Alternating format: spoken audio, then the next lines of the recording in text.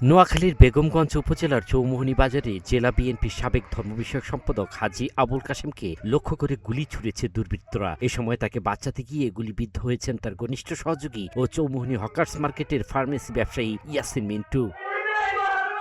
৬ August বৃহস্পতিবার রাত ১১:১৫টার দিকে চৌমুহনী বাজারের হকার্স মার্কেটের মূল গলির উবায়দুলের চায়ের দোকানের সামনে এ ঘটনা ঘটে। তবে পুলিশ ও ভুক্তভোগী তাৎক্ষণিকভাবে ঘটনার কোনো কারণ জানাতে পারেননি।